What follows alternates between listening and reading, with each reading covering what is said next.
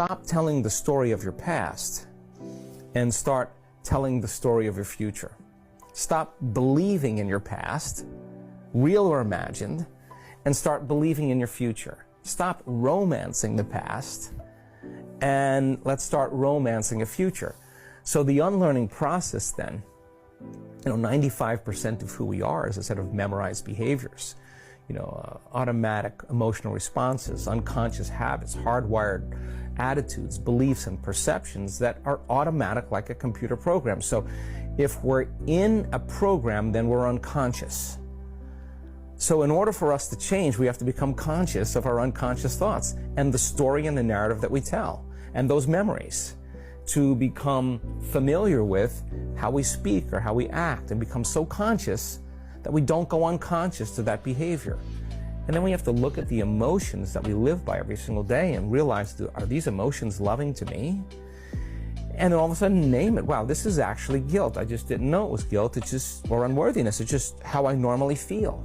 And I use everything and everyone in my life to make this feeling go away. But if I'm relying on my outer world to change my inner world, when things are good, I'll feel good. But when things are bad, I'll feel bad. So changing your emotional responses to the challenges and circumstances in your life and no longer living by that emotion is no different than the withdrawals we get from a drug, because no new information can enter the nervous system that's not equal to the emotion the person is processing.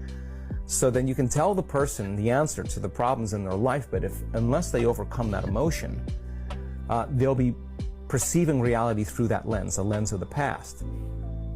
So then the fundamental point here is that the trauma then that the person is experiencing from the past, they're reliving that every single day.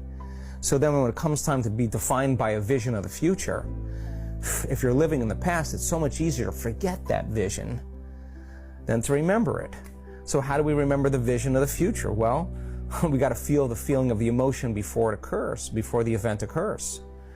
And if you're feeling the emotion before the event occurs, if you really practice trading resentment or impatience or sadness for an elevated emotion, you teach people the science behind that. If they're feeling the emotions of their future, they'll believe in their future more than they believe in their past. Teach them how to hold the intention of what that future is. And you take that thought and the feeling, the image and the emotion, the stimulus and response, and you can actually condition the brain and body into a different state of being. What's the importance of that? Somehow, the disease is there, and now the disease is gone. Somehow, the person's life wasn't changing because they weren't changing. The moment they start changing the way they think and the way they act and the way they feel, all of a sudden their life starts to change. So what's the importance of that? Well, if you're doing the work and you're seeing your life changing, you're going to want to do more of it. So you become a work in progress. So then you're always looking for the blind spots. It's no longer about your healing. You're not asking the question, why am I not healing? The real question is, what do I have to change about myself in order to heal? Now it becomes very practical for the person. So the unlearning process is one of the hard parts because you've got to light a match in a dark place. And if you're conscious, that means you're no longer unconscious. And if you're conscious and you're no longer unconscious, you're no longer in the program. So we begin to objectify or object ourselves. So how many times do we have to forget until we stop forgetting and start remembering? That's the moment of change. How many times do we have to go unconscious till we stop going unconscious and start staying conscious?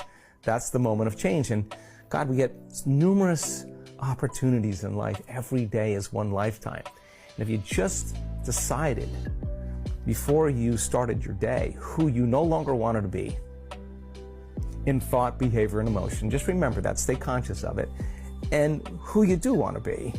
And think about the thoughts you do want to think. Rehearse how you're going to behave in your life with your family, with your kids, at work, on the Zoom call. And then think about, what emotions do I want to live by as if my future has already happened? So the cool thing about that is if you're feeling the emotions of your future before it happens, you're no longer looking for it. You're only looking for it when you're feeling the other emotions. When you feel those emotions before it happens, somehow those wonderful synchronicities and coincidences and opportunities begin to show up in our lives. And that proves to us we're the creators of our lives.